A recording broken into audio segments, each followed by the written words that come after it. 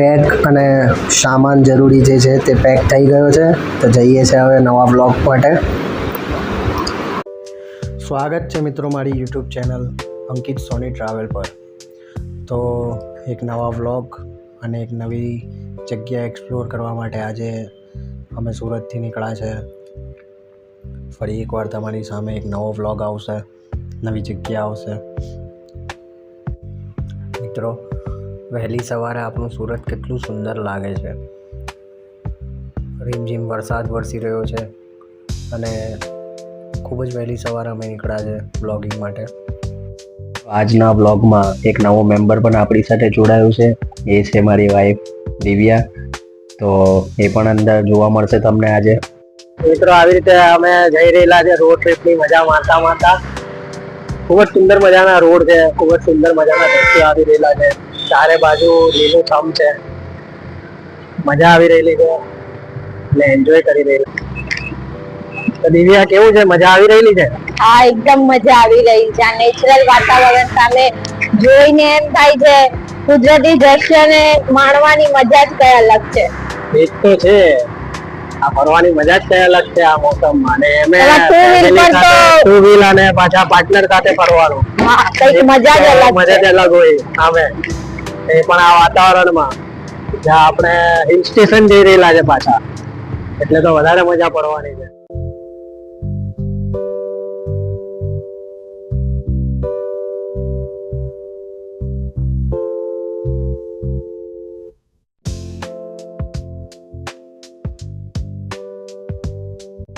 મિત્રો, તો વિડીયોની સ્ટાર્ટિંગમાં તમે ફોટોઝ જોઈને સમજી ગયા હશો કે અમે ક્યાં જઈ રહ્યા છે. અમે એકચ્યુઅલી જઈ રહ્યા છે ગલતેશ્વર મહાદેવ, જે આપણા સુરતથી ફક્ત 40 કિલોમીટરના અંતરે આવેલું છે. ગલતેશ્વર મહાદેવ જવાના રસ્તાઓ ખૂબ જ સારા અને સુંદર છે. અહીંના રસ્તાઓની બંને બાજુએ ઊંચા ઘટાદાર વૃક્ષો જોવા મળશે. ખુલ્લી જગ્યા, લીલું છમ બધું જોવા મળશે. એમાં પણ મિત્રો આ વરસાદની સિઝનમાં જવાની મજા જ કઈ અલગ છે. બંને બાજુએ ખેતરો જોવા મળશે, ખૂબ જ ગ્રીનરી તમને જોવા મળશે.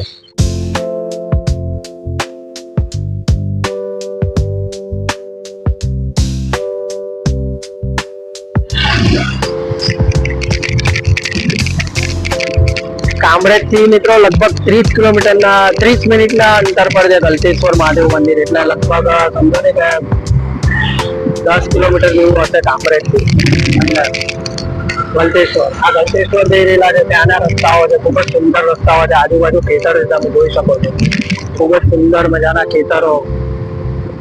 રસ્તાની બંને બાજુ ખૂબ જ સુંદર મજાના ખેતરો છે. રોડ ટ્રીપ ની મજા જ કઈ અલગ છે. સાચે રોડ ટ્રીપ ની મજા જ કઈ અલગ છે.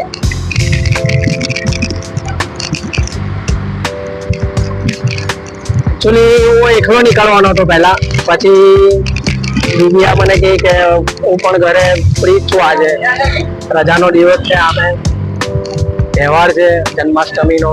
તો અમે વિચાર્યું કે અમે સાથે જ નીકળી જઈએ. એનો પણ ઈચ્છા હતી કે હા, એ પણ આજે બ્લોગમાં જોડાય. તો અમે કીધું ચલો કઈ નહીં, આપણા મિત્રો સાથે તમારો પણ ઇન્ટ્રો કરાવો અને એક ફેમિલી બ્લોગ બનાવીએ.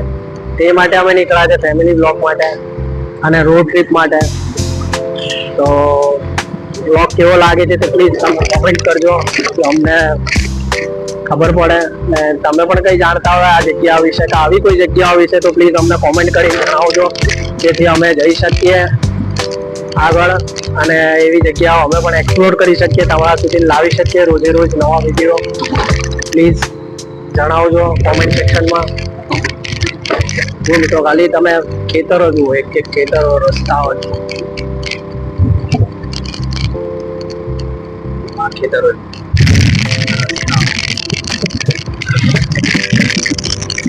આ કોળી ભરતાણા ગામ આવ્યું છે અત્યારે. કોઈ નાનકડા ગામો થી સુંદર મજાના રસ્તાઓ એવા સજાવેલા જાણે કુદરતે.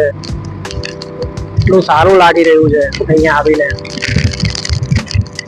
રસ્તાઓ પર આગળ વધતા ગયા તેમ આજુબાજુના દ્રશ્યો ખૂબ જ સુંદર થતા ગયા. ગ્રીનરીએ જાણે અમારો મન મોહી લીધું હોય. ખૂબ જ સુંદર જગ્યા, ખૂબ જ સુંદર રસ્તાઓ, આજુબાજુનો વિસ્તાર ખૂબ જ સુંદર, નાનકડા ગામો, આ જોઈ મન ખુશ થઈ ગયું.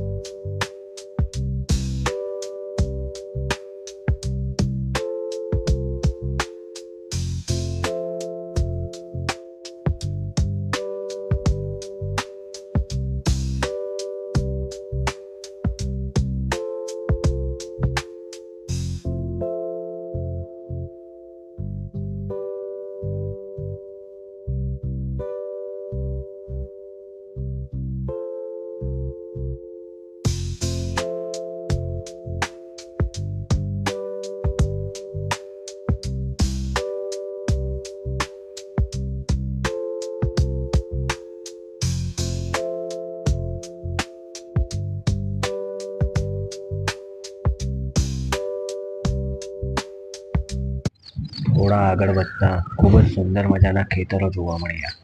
આ ખેતર એટલા સુંદર હતા કે અમે ત્યાં જ થોભાઈ રહ્યા.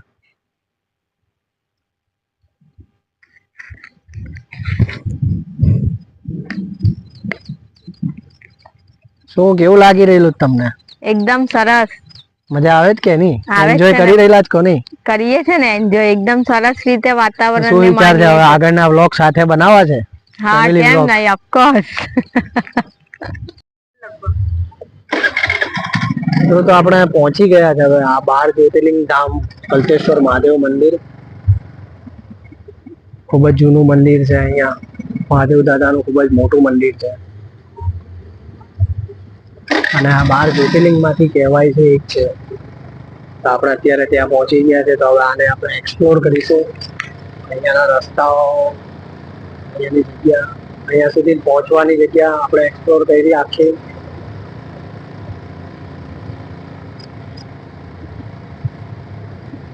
તમે પણ એન્જોય કર્યું હશે અહીંયા, એવી હું ખાતરીપૂર્વક કહી શકું છું. આપણે પહોંચી ગયા છે અહીંયા ગલતેશ્વર મંદિર. મિત્રો તમે જોઈ શકો છો કે આપણે ગલતેશ્વર પહોંચી ગયા છે. અહીંયા અમે ગાડી પાર્ક કરી છે. ગાડી પાર્કિંગ જ્યાં એન્ટ્રન્સ છે જ્યાંથી અમે અંદર આવ્યા ને અહીંયા ગાડી પાર્કિંગ જવા, ગાડી પાર્કિંગ કરીને અમે અંદર જઈ રહેલા છે. મિત્રો અંદર જતા પહેલી જ નજરમાં જે દેખાશે એ મહાદેવ દાદાની સૌથી ઊંચી મૂર્તિ, જે છે લગભગ 90 થી 100 ફૂટની ઊંચી મૂર્તિ પ્રતિમા અહીંયા બનાવવામાં આવી છે. મિત્રો સામે જે દેખાઈ રહ્યું છે ગેટ પર, તે છે આપણો નેશનલ ફ્લેગ. મિત્રો આગળ વધી રહ્યા છે અમે અંદર જવા માટે.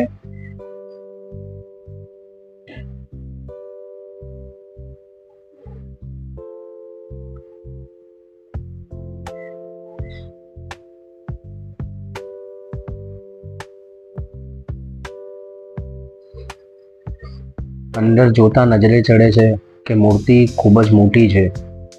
કદાચ મેં તમને જણાવ્યું તે મુજબ 100 ફૂટથી પણ ઉપરની મૂર્તિ છે. આજુબાજુ હટ બનેલી છે, બેસવા માટેના છત છે, જેમાં તમે નાસ્તા પાણી કરી શકો છો. રેસ્ટોરન્ટ જેવું છે. ખૂબ જ સુંદર જગ્યા છે. આ વિશાળ જગ્યા છે, તમે જોઈ શકો છો.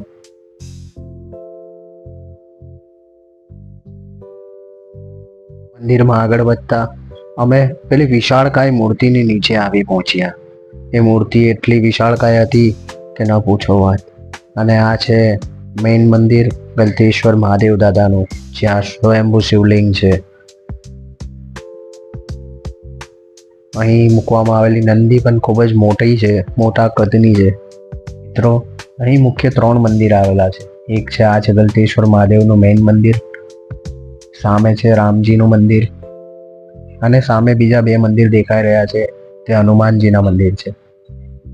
આ રીતે અહીં મુખ્ય 2 મંદિર અને બીજા નાના 2 મંદિર આવેલા છે. અને આ શિવજીની મોટી પ્રતિમા જે ખૂબ જ મોટી છે.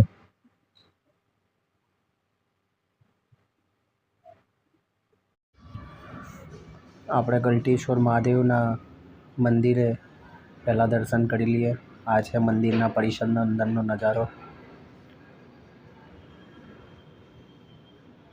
તમે જોઈ શકો છો અંદરનો નજારો.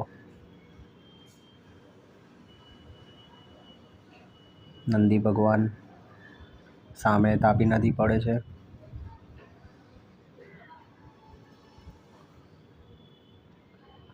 અને આ સામે જે દેખાઈ રહ્યું છે તે છે ગલતેશ્વર મહાદેવ શિવલિંગ.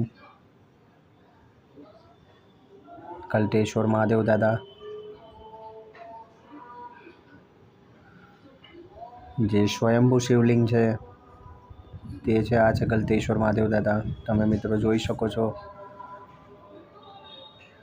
ખૂબ જ નજીકથી હું તમને દર્શન કરાવી રહ્યો છું.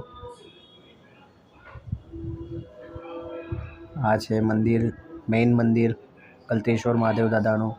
જે કહેવાય છે 12 જ્યોતિર્લિંગમાંથી એક જ્યોતિર્લિંગમાં પણ આમની ગણતરી થાય છે. આ શિવલિંગની ગણતરી થાય છે. તમે જોઈ શકો છો.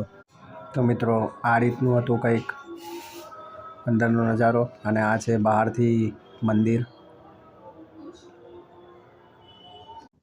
સામે રામજીનું મંદિર છે અને આ તરફ આ મૂર્તિ, વિશાળ મૂર્તિ મૂકવામાં આવી છે. અહીંયા શિવજી પોતે પ્રગટ છે, સાક્ષાત પ્રગટ થયેલા છે તે રીતનો આપણે અહેસાસ થાય છે. ખૂબ જ મોટી મૂર્તિ છે.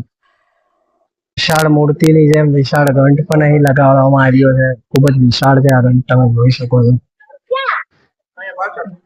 આ પાછળ નદીનો વ્યૂ છે તે આવો દેખાય છે. મિત્રો તો આ મંદિરનો ઇતિહાસ તમને થોડો જણાવી દઉં. સુરત જિલ્લાના કામરેજ તાલુકાના ટીંબા ગામ પાસે આવેલું છે આ મંદિર, ગલતેશ્વર મહાદેવ મંદિર. તે 500 વર્ષથી પણ જૂનું ઐતિહાસિક મંદિર છે. આ જગ્યા ઉપર સ્વયંભૂ શિવલિંગની સ્થાપના કરવામાં આવેલી છે. આ તીર્થ સ્થાને અનેક માન્યતાઓ જોડાયેલી છે. ગલતેશ્વર મંદિર, મિત્રો આ હું તમને આનો ઇતિહાસ જણાવી દઉં થોડો આ મંદિર વિશેનો. સુરત જિલ્લાના કામરેજ તાલુકાના ટીંબા ગામ પાસે આવેલું છે આ ગલતેશ્વર મહાદેવ મંદિર. 500 વર્ષથી પણ જૂનું પૌરાણિક અને ઐતિહાસિક મંદિર છે. આ જગ્યા ઉપર કહેવાય છે કે સ્વયંભૂ શિવલિંગની સ્થાપના કરવામાં આવેલી છે.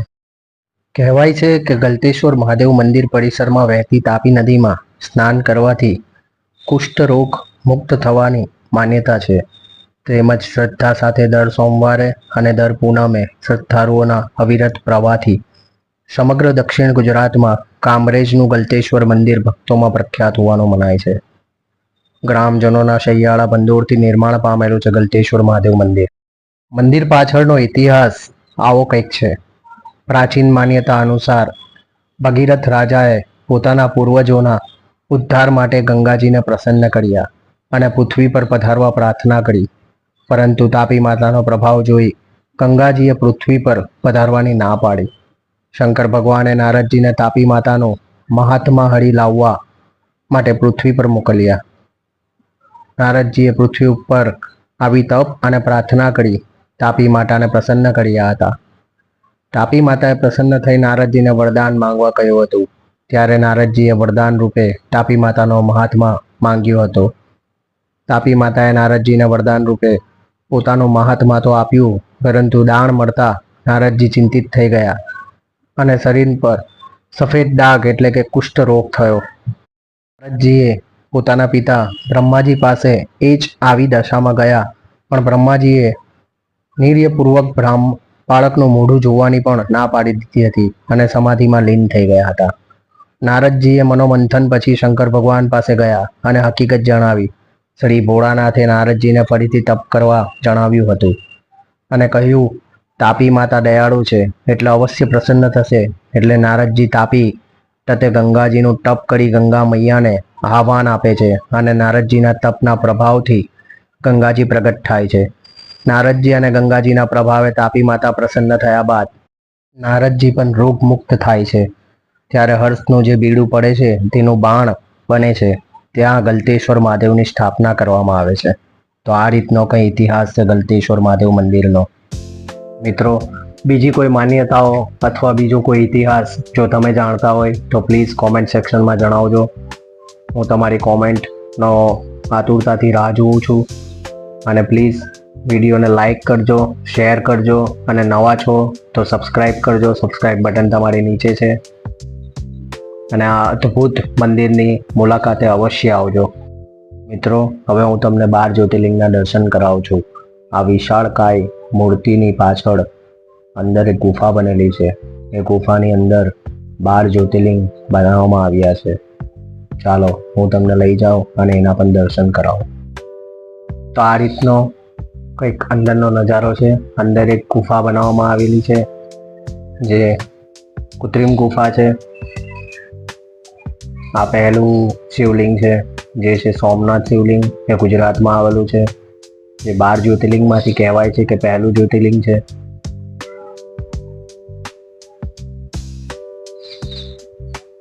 બીજું છે મલ્લિકાર્જુન જ્યોતિર્લિંગ, જે હૈદરાબાદમાં આવેલું છે.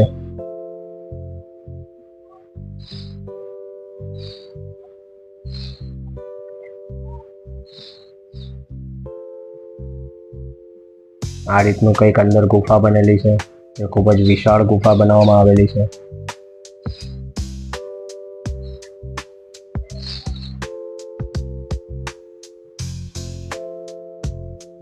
મિત્રો, આ છે ત્રીજું શિવલિંગ, ત્રીજું જ્યોતિર્લિંગ જે છે મહાકાલેશ્વર, ઉજ્જૈનમાં આવેલું છે.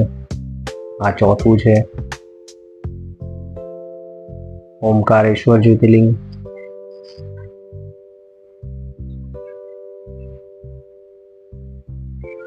મિત્રો, આ પાંચમું જ્યોતિર્લિંગ છે વૈદ્યનાથ જ્યોતિર્લિંગ. મિત્રો, અહીંયા અંદર લાઇટ નહીવત પ્રમાણમાં છે કે જેથી ઓરિજિનલ ગુફા જેવું અહીંયા તમને ફિલિંગ્સ આવે, અહેસાસ થાય તે માટે. અને આ છે સ્ફટિકલિંગ, આખી સ્ફટિકથી બનાવવામાં આવેલી છે.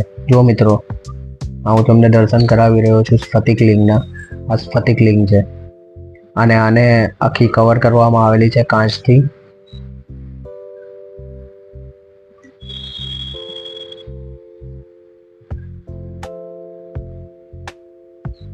જેથી તે સુરક્ષિત રહી શકે. આ સહયોગીના નામ છે સ્ફટિકલિંગના.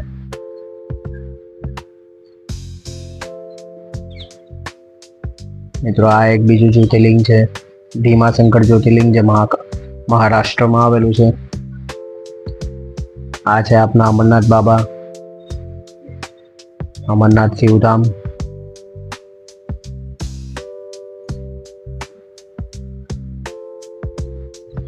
રામેશ્વર જ્યોતિર્લિંગ જે તામિલનાડુમાં આવેલું છે.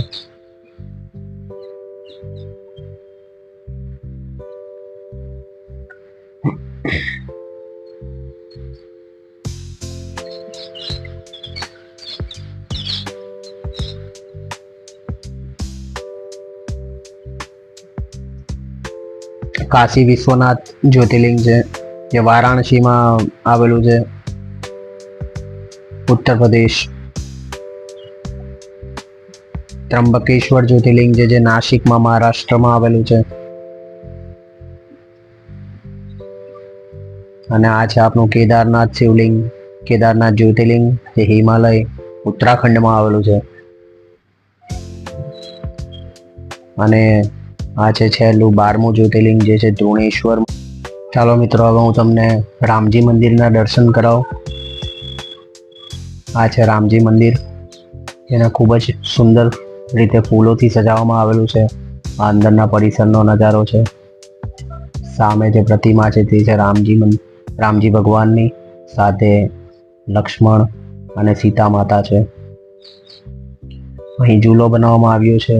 કૃષ્ણ ભગવાનની સાલગીરી હોવાથી તેમને ઝૂલો ઝૂલાવવામાં આવે છે, તે માટે અહીં ઝૂલો બનાવવામાં આવ્યો છે. મિત્રો, તો તમે જોઈ શકો છો કે પાછળથી મંદિરનો વાઇડ એંગલ નજારો, છે અત્યારે. ત્યાંથી ત્રિવેણી સંગમ થાય છે. સામેની નદી પાસે બાજુ જ તમે જોઈ શકો છો બે મંદિર બનાવવામાં નદીઓનો આવ્યું છે. સંગમ. અહીંયા ત્રિવેણી સંગમ છે અને આ છે આપણું મંદિર. જે વિશાળ પ્રતિમા છે તે અહીંથી દેખાય ખૂબ જ છે. વધારે છે નદીમાં. તાપી નદીના કિનારે પવિત્ર મંદિર, પવિત્ર તાપી માતા. તો મિત્રો, આ મંદિરની ખૂબ જ અનેરી માન્યતાઓ છે. ખૂબ જ પવિત્ર મંદિર છે. અવશ્ય અહીં આવજો, દર્શન કરજો. મિત્રો, જો આ વિડીયો તમને ગમ્યો હોય તો પ્લીઝ લાઈક કરજો, શેર કરજો અને ચેનલ પર નવા છો તો પ્લીઝ સબસ્ક્રાઈબ કરજો. આવા વિડીયો હું તમારી સામે લાવ્યા જ કરીશ. બેક ટુ બેક બ્લોગ આવશે આપણા. મિત્રો બસ તમારો પ્રેમ આ રીતે જ આપતા રહેજો. વિડીયોનો અહીંયા જ અંત કરું છું. જય હિન્દ, જય ભારત. આવજો.